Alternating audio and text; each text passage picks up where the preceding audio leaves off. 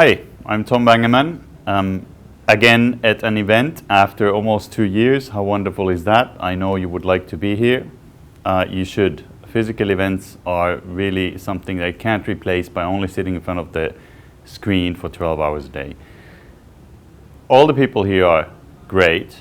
The food is great. The event is great. There was a lot of time to exchange ideas. The pauses or breaks between the sessions are relatively long. For example, today we had a lunch break of an hour and a half. You can really engage with all the people in an hour and a half.